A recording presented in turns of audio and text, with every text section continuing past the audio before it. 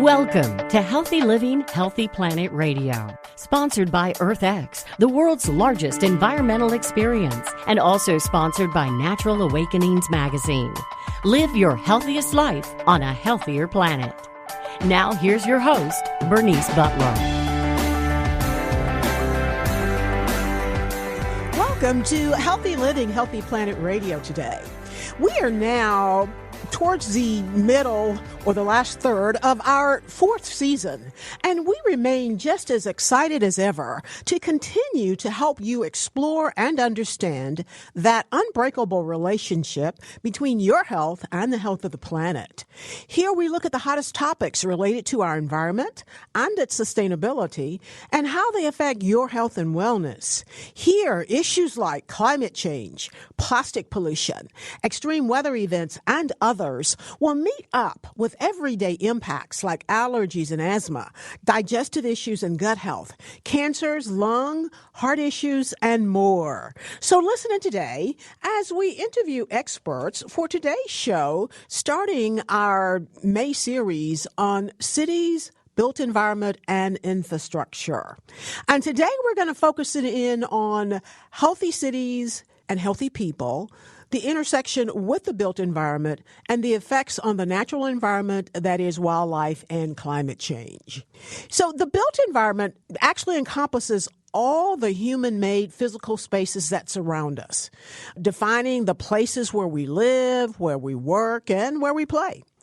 It has an impact on our health through associated land use strategies and patterns of waste disposal, as well as natural resource consumption. And of course, this includes buildings, furnishings, open and public spaces, roads, utilities, and other infrastructure. Such structures and spaces can indeed impact our health by exposing us to pollutants, as well as restricting access to physical activity, transportation, as well as determining our social interactions. In the U.S., the built environment accounts for about 68% of electricity consumption, using more than 1/3 of all primary energy. It's also responsible for 35% of the country's greenhouse gas emissions and consumes 12% of our potable water. The construction and demolition waste alone produce about 136 million tons annually of waste, that is. And the built environment can contribute to poor health outcomes, including chronic diseases and cancers. The way our communities are planned, designed, and built has a significant influence on our health and determines how long and how healthy we all live. And we hear reports and news stories on these kinds of things every day, with such headlines as a zip code may determine how long you live, or your chronic health incidents, or things of that nature. But the environment plays a crucial role in disease dynamics and determining the health of individuals. The built environment has a substantial impact on preventing and containing both chronic and infectious diseases in humans and animals as well. The effects of the built environment on health can be direct, such as environmental quality, or they can be indirect, such as influencing behaviors that impact disease transmission and health. And these impacts can occur at many scales, all the way from individuals to whole societies, and from the design of places to the design of cities. Everyone is affected by the environment in which we live, as some environments harbor more pathogens than others, and population densities can vary across environments, which also in turn influence disease transmission dynamics. However, we know that the built environment can be modified to promote healthy behaviors and reduce the risk of contacting a disease, as we were just beginning to see and beginning to unpack and open up with COVID. The built environment's significant impact on public health was most evident when infectious disease was the primary public health threat during the Industrial Revolution. But again, as we've all seen over the last several years, that can raise its ugly head again and again. Still, though, even in the age of chronic diseases, there remains an important connection between population health and the built environment. Physical spaces can expose people to toxins or pollutants and influence lifestyles that contribute to diabetes, coronary vascular disease, and asthma. And as we've seen with the onset and the rapid spread of COVID-19. Cities and built environments can have a significant impact on natural environments, wildlife, and climate change as well. Some ways that they interact are habitat loss, fragmentation of the natural environments, pollution, and again, climate change. However, there are also ways that cities and the built environment can help us mitigate the negative impacts on natural environments, wildlife, and climate change. For example, by using sustainable design techniques, conservation, renewable energy, and sustainable transportation can all help to mitigate these impacts. Cities and the built environment, in summary, really can have both negative and positive impacts on natural environments and wildlife. And by adopting sustainable and conservation-focused approaches, cities can indeed minimize their negative impact and help mitigate the effects of climate change on our natural systems. Now, this is a lot, but here today to help us explore and understand this some more are two experts who are going to make us smarter. Today we have with us Susannah Lerman. Susannah is a research ecologist with the USDA Forest Service at their Northern Research Station. With expertise in wildlife ecology, Susannah deals with citizen science as well as urban social ecological systems, and her research aims to improve the sustainability of urban and urbanizing environments for birds, bees, and other wildlife, as well as to advance human well-being through strengthening connections between people and their nearby nature environments. Our other guest is William Moomaw, a.k.a. Bill. Bill is Emeritus Professor of International Environmental Policy, and he's the founding director of the Center for International Environment and Resource Policy at the Fletcher School at Tufts University. Bill has had a 26-year career in chemistry and environmental studies, after which he began working on climate change in 1998 as the first director of the climate program at the World Resources Institute in Washington. Bill has been a lead author of 5 intergovernmental panel studies on climate change. That's the IPCC reports. And we have at least 1 or 2 people every year on our program who are kind of trying to decode and tell us about the IPCC reports. So they're very important. As well, the IPCC shared the Nobel Peace Prize for its climate work in 2007, of which Bill was involved. So welcome, Bill, and did I get all of that right? Yes, you did. Thank you. Thank you, and thank you for making time to join us. And Susannah, did I get all of that right? You did. That sounds great. Thank you. And again, I said USDA. You wanted that to tell us exactly what that stands for? Sure. It's the United States Department of Agriculture. Agriculture. Thank you. I try not to use too many initials. Gets people confused, especially in this work, since there indeed is so much research out there. And again, our purpose is to kind of translate and explain that research so that people see how it affects them every day. So I want to start out our discussion with you, Bill, from where you sit now, as well as your lived experience. Will you describe for our listeners the friction as it relates between our urbanized areas and cities and nature or undeveloped areas such as forest, wetlands, and rural areas and things like national parks and other nature spaces? So thank you. Thank you very much for having me. You asked about friction, but before I talk about the friction, let me just point out that we in our urban settings are totally dependent upon nature for the oxygen we breathe, the water we need for life, and for the benign climate that has provided us the need to have the agricultural systems we have, for example. The friction we're having between the natural and urban worlds is that we're destroying more of nature every day to expand our urban regions and extract resources that our economy demands. And so natural systems that moderate change in climate and provide essential amounts of water and other essential benefits are being diminished. So that's kind of the friction side, I guess you could say.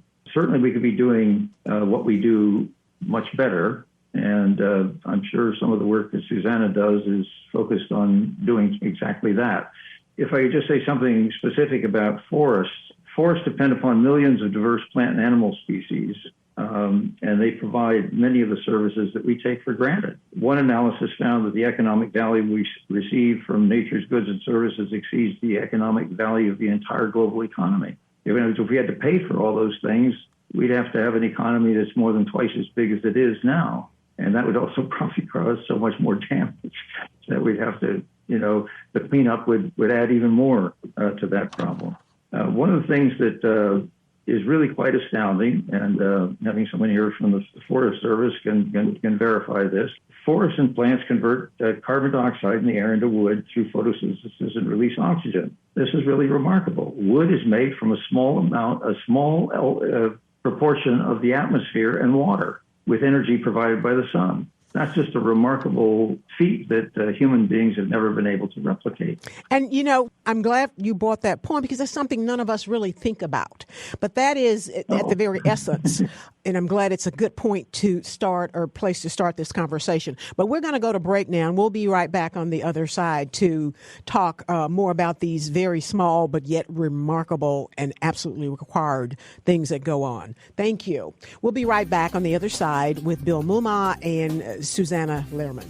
We want to give a shout out now to our sponsors. That is Natural Awakenings, Dallas-Fort Worth Metroplex Magazine, The Green, Healthy, and Sustainable Living Authority for the DFW Metroplex and North Texas communities.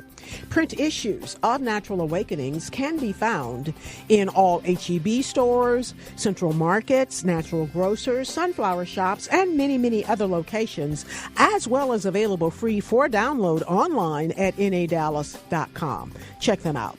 Our other sponsor is North Haven Gardens, serving the Metroplex since 1951, the most respected horticultural establishment in North Texas, offering gardening and plant education, concierge services, DIY classes, gifts, and more. Check them out at nhg.com.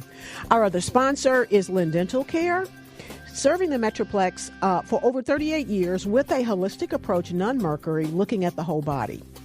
Specializing in periodontics, Dr. Lynn is board certified by the International Academy of Oral Medicine and Toxicology. Check them out at lindentalcare.com. Thank you, sponsors.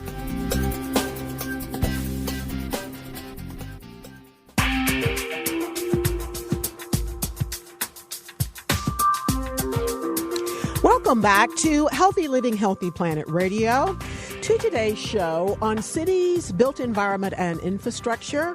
As today we focus in on healthy cities, healthy people, and the intersection with the built environment, including the effects on our natural environment.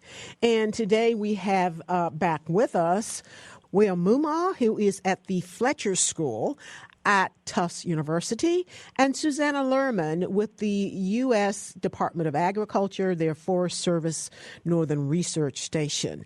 And they are going to make us smarter today. So again, thank you all for being with us. Now, before the break, Bill, you said something that just turned my mind on its edge.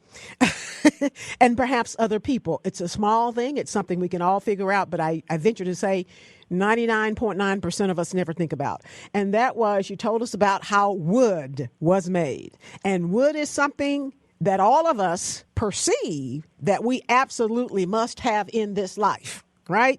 Yet it is made, again, remind us again what you just said. It's made from a trace gas, carbon dioxide in the atmosphere, less than 0.04% of the atmosphere, or just a little more than 0.04% of the atmosphere now. And carbon dioxide is, if you like, inhaled through the leaves of trees and combined with water, it comes from the soil.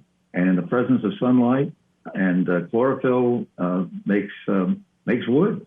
It's a natural process. It's what they call, I try not to use complicated terms or terms people are not used to all the time, but it's one of those ecosystem services. I was avoiding that term.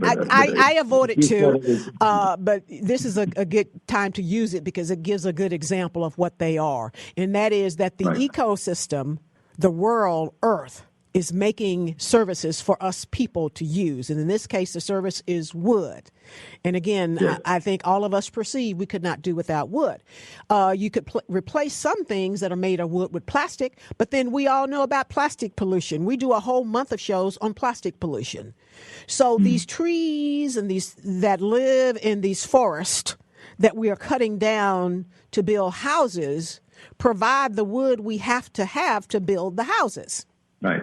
But that also means they're then not doing the job of removing carbon dioxide from the air and supplying us with the oxygen we breathe. And so there's a tension here. If you like, that's a friction, I guess you could say. We have probably lost, since the peak of forest right after the Ice Age, we have probably lost half the trees that were in existence then. What does that mean? Well, from a climate point of view, since half the weight of dry wood is carbon, that's the carbon that came from the carbon dioxide in the atmosphere. And it's the carbon dioxide in the atmosphere that has been increasing so much because we burn fossil fuels.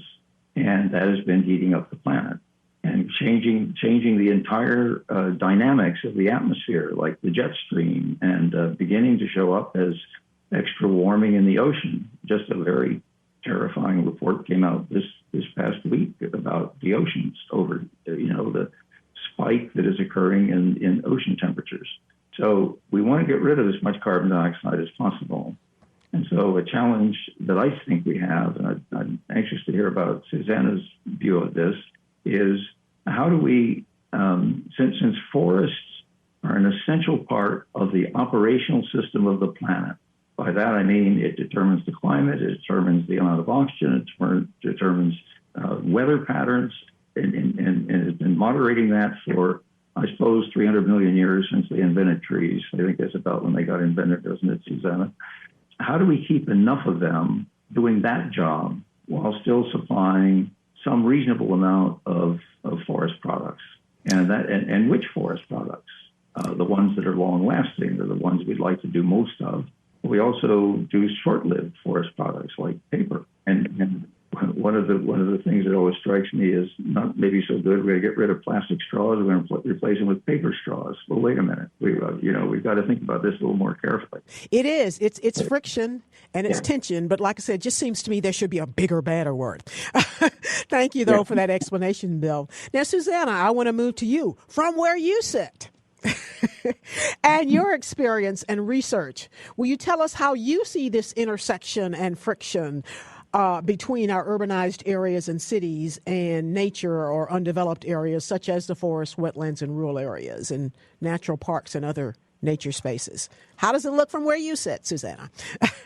Yeah, so I see it as this matrix. And so these urbanized areas are part of this larger system. And so when we look at it, it's from a different scale. So when we scale back, we know that our cities are not isolated from the rest of the environment. So the other way I like to think of it is like what happens in the city doesn't necessarily stay in the city. And so when we think about how we're developing our cities, it's going to have some implications for these natural areas, for forests, for grasslands, for wetlands, for all of these other native systems. So for example, if we have development and we're landscaping with exotic plants, and some of them might be invasive, they might escape from these areas, these very human-dominated landscapes, into these natural forests. And these natural forests might not have the capacity to be able to fight back some of these plants, and they might wreak some havoc in these natural systems. And so from that perspective, I don't really see this, this fine line between city and nature. It just all kind of blends together. But there's also different ways that we can landscape and things that we can do in our cities to lessen that friction. I like that term. Because I think, Bernice, you said before this, there's negative and positive ways that we can look at this situation. And the situation is serious. Similar to what Bill was saying, we've lost so much forest, and we know that has a huge implications for wildlife. So in terms of when I think of forests, I automatically think of wildlife habitat. And so that is one of the leading causes of biodiversity decline. So the loss of species, the loss of genetics, the loss of functional groups. But when we think about animals, different birds and bees and different types of creatures, we're seeing huge declines because they no longer have homes.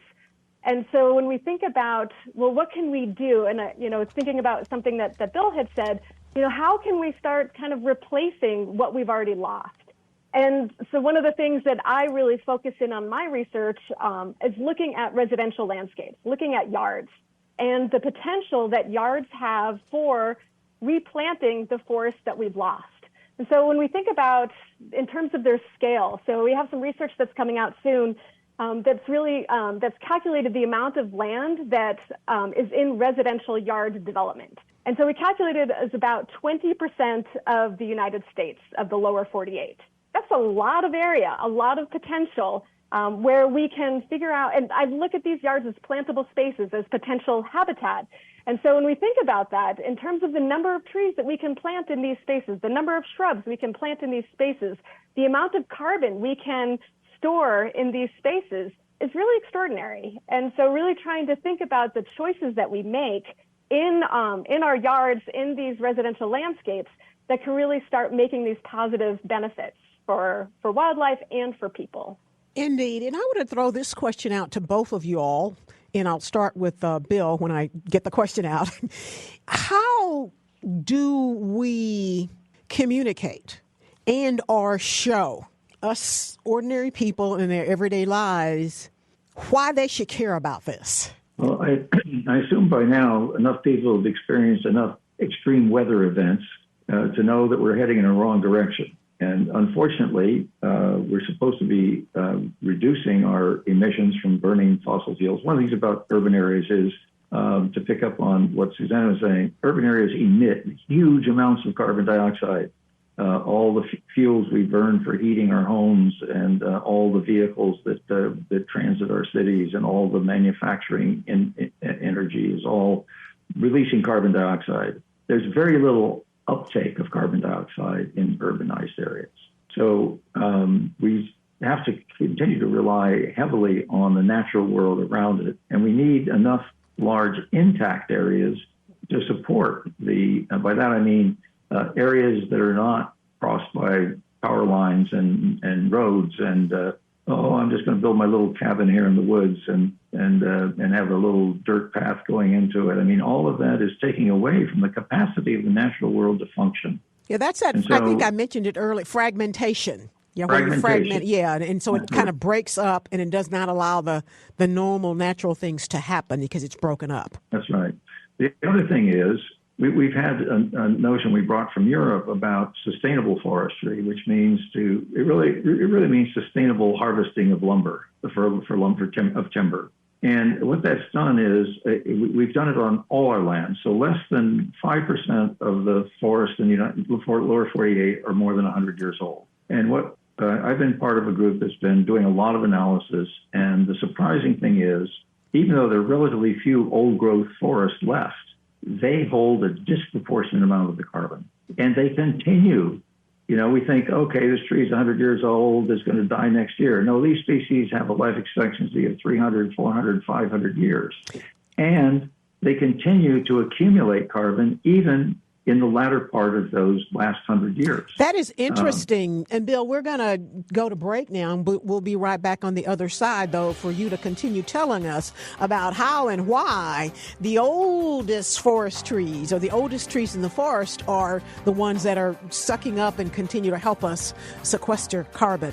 We'll be right back on the other side with Bill Moomaw and Susannah Lerman, who are making us smarter.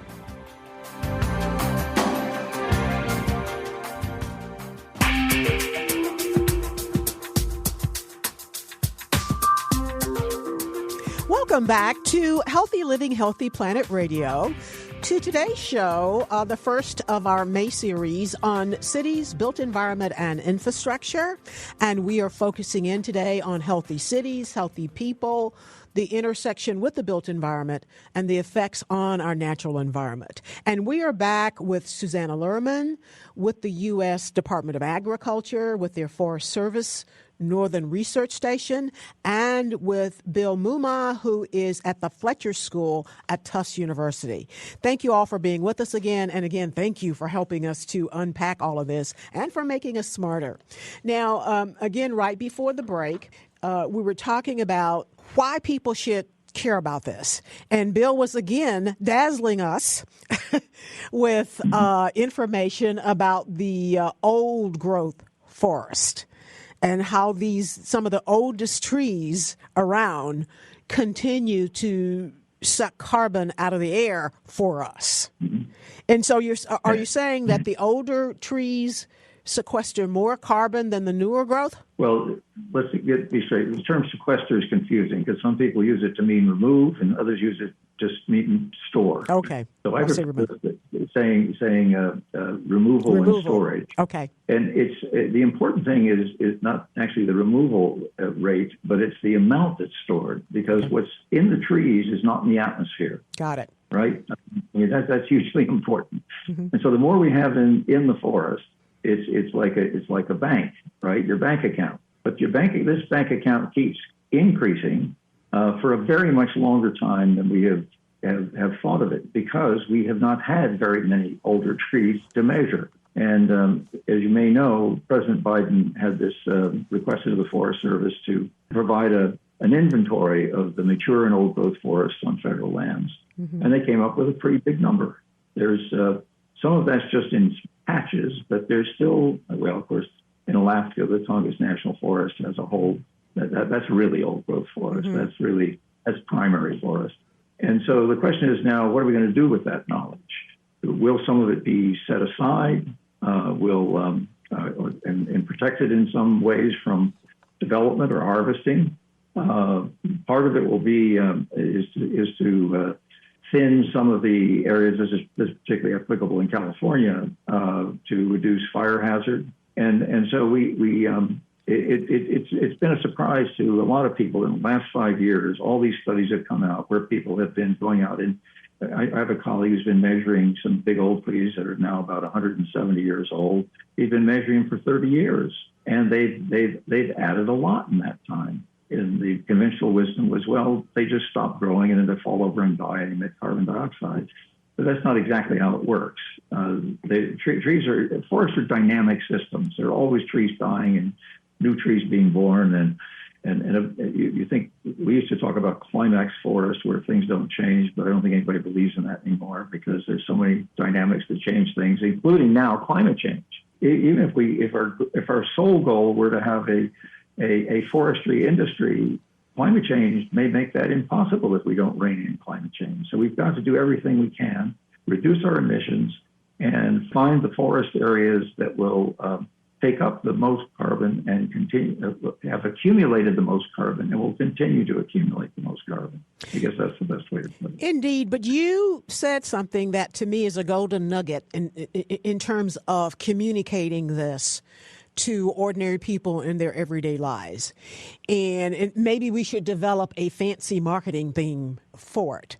But basically, no trees, no carbon dioxide storage. In other words, what's one of the environmentally critical aspects or critical need for trees is to take and store carbon dioxide from our environment and get it away from us. That creates a lot of air pollution. But just that nugget, I think, is certainly something we want to take, because that's very understandable for people. Again, as you know, as I mentioned to you on the show, we always like to ask, so why should people care about this stuff? That's why.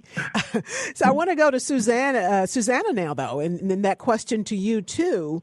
From where you sit, why should people care about forest, trees, things of that nature, and what it's doing for us? So I love this question. And so rather than why should we care about trees, I want to move to why should we care about birds and the bees? Right. And so one of the questions I ask people is, do you like to eat?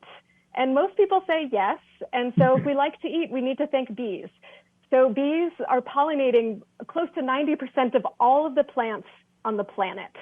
And so the strawberries and the tomatoes and the almonds and all of the other different types of foods that we put on our plates, we can thank bees. And although a lot of them are honeybees, but there's a lot of our native bees that are doing the workhorse type of job for pollination. So that's number one, why we should care. Number two, in terms of some of I like to call these nature benefits rather than ecosystem services, these nature benefits that birds provide. So there's so many different aspects that they do. So they are dispersing seeds. So they're taking seeds from one place to another. And so there are planters, there are gardeners. The other thing that birds do, which I think, again, something that I think we can all appreciate, is the amount of insects that they eat. I think most of us do not like mosquitoes. They just are not pleasant, especially here in New England. We go out in about a month, right, Bill? Like, it's just not fun. Yes. However, there's birds that are out there eating thousands and thousands of insects every day. So, for example, I have a colleague at the University of Delaware, Doug Tallamy, who painstakingly counted the number of caterpillars that a chickadee nest, a pair of chickadees, used to feed their young. So it was 7,000 to 9,000 individual caterpillars. So that's for one nest for chickadees. And so when we think about the number of chickadees that we have in our forest, so these are small little songbirds. As their name suggests, they say their name, chickadee, dee. Yeah. They're very cute little birds, but they're really keeping a lot of these insect populations in check. And so again, if we don't want to have our plants being consumed by tons and tons of caterpillars, we can thank birds for doing that. So I think that's a really key component to think about why we should care. But then the third component that I like to mention is that especially birds, they make us happy. And it's really hard to put a dollar sign on our happiness, but I think what COVID has really taught us in the lockdowns, the importance of connecting with nature was really key for a lot of people's mental health. And so there's been a lot of studies that have looked at the benefits of hearing bird song, of looking out your window and seeing birds at your feeder and how that makes you feel. And in terms of the quality of life that birds and bird song can add, especially to people that are living in cities that maybe not have access to natural forests or grasslands or some of these more wild places, there's nature right outside our back doors. And so I think that provides these opportunities for us to observe nature and for us to care. Because I think if we don't have these opportunities to see a chickadee hopping around in the trees or watching a robin hopping around on our grass and our lawns and just stopping and then listening and feeling for the movement of a earthworm moving through the ground and then pecking down and getting that earthworm out and then gobbling that up and bringing it over to its nestlings. Like, those are real nature and natural experiments that we get to watch and observe every day. And that's what's going to get us to care when we have these opportunities to have these real live experiences with nature. And we are, I think, far enough removed from the pandemic part of COVID, that we now can see and appreciate some of the benefits that it brought about. And that's one of them. It slowed people down. It forced people into nature because they didn't have any place else to go. And when they were there, they saw, oh, I like this. So that was a great benefit. I want to talk, Susannah, I want to come back to the yards, because that is intriguing, and I think that's a jumping off point for most of us, because everybody's got a yard, or they know someone who has a yard, or they had a yard, or they're going to get a yard. So that's, kind of a common among all of us. And as you mentioned, most of us don't really put much thought into any of the environmental or sustainability aspects of our yards. And so what are some of the other things that are happening there in terms of, like, how is our backyard or our front yard? How is that interacting with climate change? So in terms of the way that we're landscaping our yards is going to have a lot of implications. So probably the most obvious thing to think about is how many plants we have in our yards, how many trees. And so when we increase the number of trees, we're going to increase the amount of shade. If we increase the amount of shade, they're going to be a little bit cooler, these yards. And if they're a little bit cooler, ideally we'll be using a little bit less electricity, using less air conditioning. So that has some really big implications in terms of, planting, what we're planting and where we're planting different types of trees and shrubs.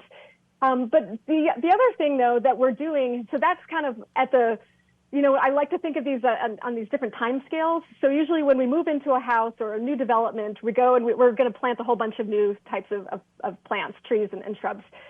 And then we just kind of settle into our yards. And then it's like, well, what are we going to do on a seasonal basis or a weekly basis or a monthly basis? And so it's kind of those more frequent activities that I like to think about, that I think we all can kind of figure out, well, what can we do to improve habitat, improve the climate resiliency of these landscapes?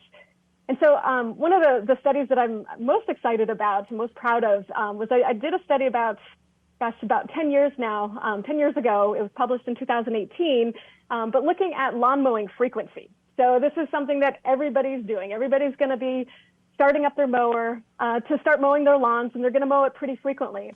Every time we mow our lawns, though, we're doing something. Not only are we shortening the grass, but we're also removing potential wildlife habitat. And the habitat here that I'm talking about are the dandelions, the clovers, and some of these other spontaneous species, these weedy species that are growing in our lawns that could provide food for bees. And so one of the things that I think a lot of wildlife organizations are really promoting is the planting of native plants. And I hate to interrupt you, we're going to need to go to break. That's a big deal here in Texas, too, a lot of it having to do with the heat. We're going to go to break now, and we'll be right back on the other side with Bill Moomaw with the Fletcher School at Tufts University and Susannah Lerman with the U.S. Department of Agriculture, and they're going to continue to make us smart. Thank you all. We'll be right back. We want to give a shout out now to our sponsors. That is Natural Awakenings, Dallas-Fort Worth Metroplex Magazine, The Green, Healthy, and Sustainable Living Authority for the DFW Metroplex and North Texas communities. Print issues of Natural Awakenings can be found in all H-E-B stores, all central markets, natural grocers, sunflower shops, and many, many other locations, as well as available free for download online at nadallas.com. Check them out. Our other sponsor is North Haven Gardens, serving the Metroplex since 1951, the most respected horticultural establishment in North Texas, offering gardening and plant education, concierge services, DIY classes, gifts, and more. Check them out at nhg.com. And our other sponsor is Lynn Dental Care, practicing dentistry for over 38 years with a holistic approach, non-mercury, looking at the whole body. Specializing in periodontics, Dr. Lynn is board certified by the International Academy of Oral Medicine and Toxicology. Check them out at lindentalcare.com. Thank you, sponsors.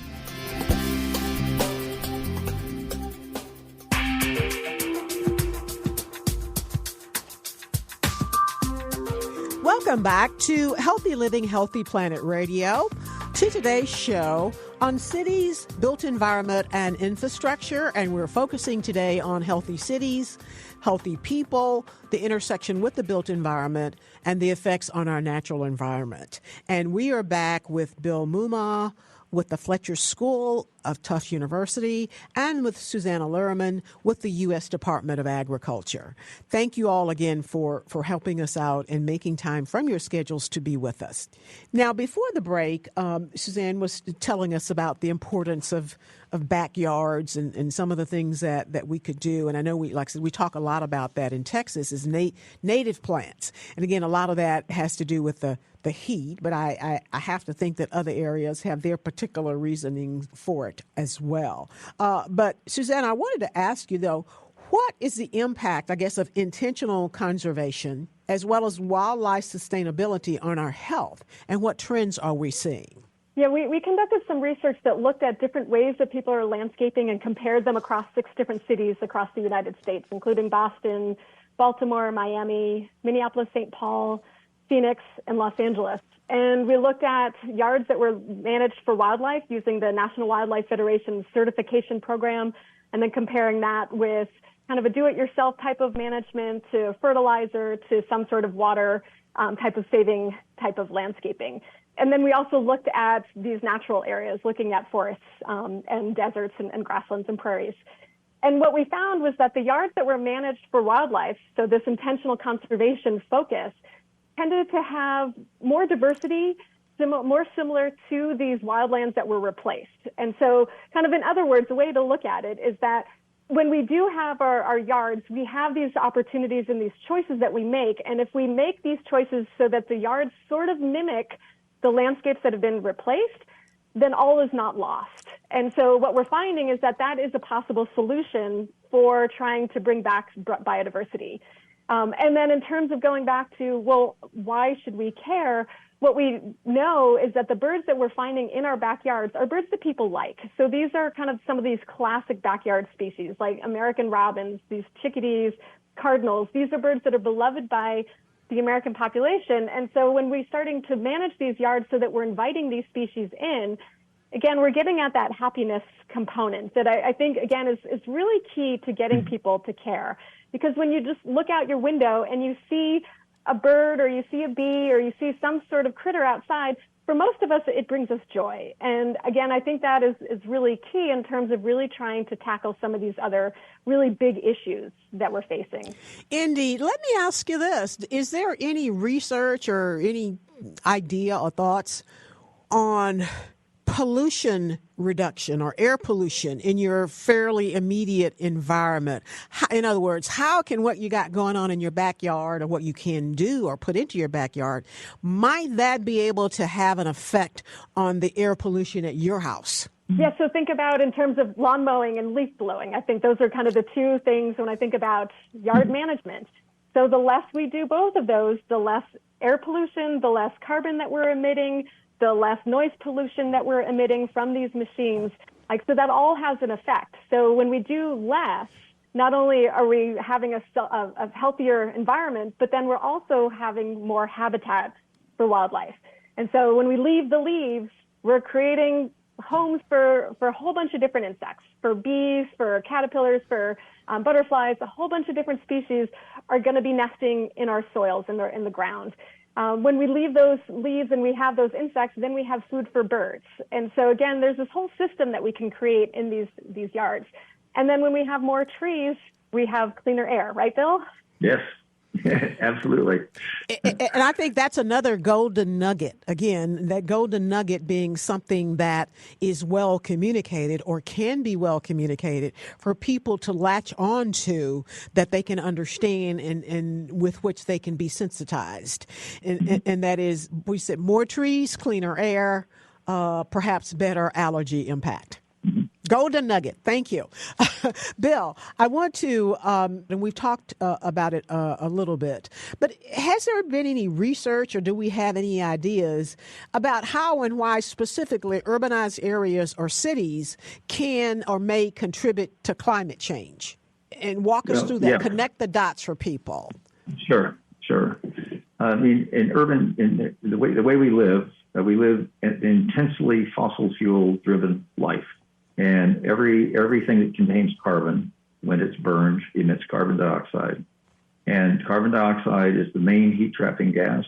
And as we're warming up the whole world, we're warming it unevenly. The North Pole region, for example, is warming 4 times faster than the rest of the world. And it's the difference in temperature between the poles and our temperate zones that determines weather patterns. That's why we see these, we hear about the breakout from the polar vortex, which is a wind that circles the Arctic, but it's breaking down because we changed the temperature distribution across the Earth. So if we can, and there's several ways. I mean, doing more with less. Think about it. Everything we do. I mean, when your mother told you to turn off the lights, that was really good for climate. Very simple. It's a little behavioral thing.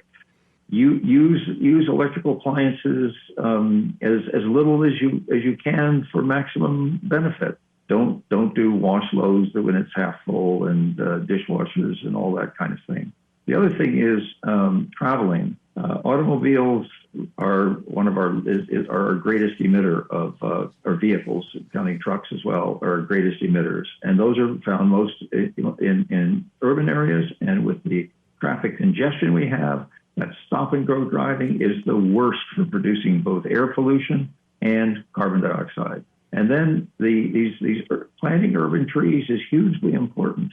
The city of Worcester had to cut down 3,000 trees because they were infected with Asian longhorn beetles.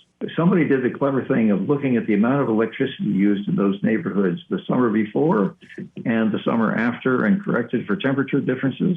And lo and behold, it was huge. I mean, it was about 25% difference. And that electricity that came from fossil fuel burning power plants that meant that much more carbon dioxide to cool you down because it's overheating because of climate change and warming. I mean, it just becomes a vicious cycle. So anything we can do to improve that. Let me just add one little thing about the birds. Every year, there's a phoebe that comes back from where do they winter? South Carolina or someplace. And they build a nest, a pair of them. I see them coming in early April. And sure enough, there's a corner between our porch and our house where they build their mud nests up in the corner. And they hatch out 2 or 3 broods. And then they're gone. And the nest starts to fall apart. And so I take it down. Every year in April, they come back. Are these the same Phoebes or are these kids, Phoebe's kids? I just don't know. But it's just absolutely amazing to me that this can happen. And as Susannah said, that gives me joy. Indeed. Bill, last thing for you, though. How can we kind of have a large scale, maybe national land use planning where we might be able to help both adapt and mitigate climate change? Let's say if we took the U.S., like cities do with land use planning, and let's say we had this map of the U.S., and we looked at it as a whole. And there's certain places already where there are forests, but they could lay out, here's where you need a bunch of trees or this stuff or this kind of natural thing in order to have the best outcome for the city. What do you think about something like that? Well, we already have a semi-system of zoning. We have a lot of public lands, for example. We have the national forests. We have the national parks. We have the state parks, the state forests. We have city and town parks and forests. And so those are the places where I think, since those belong to the public, that we could probably make the most advanced decisions about the uses. And then we could use those as examples. And there are studies that show that the people who own forest land, less than half of them actually want to cut their trees down. And so why not help them do that? We provide subsidies for all kinds of destructive things. How about paying people for the service of letting their trees grow? That would be amazing. Last thing, Susannah, and that's for you. You say that biodiversity conservation has evolved as a crisis science. Why is this, and what is the impact on our environment and health, and are there any stats on this you can share in 2 minutes? Sure. Well, because it is a crisis. And so a few years ago, the Intergovernmental Science Policy Platform on Biodiversity and Ecosystem Services, the IPBES, documented that about 500,000 terrestrial species, were on the brink of extinction.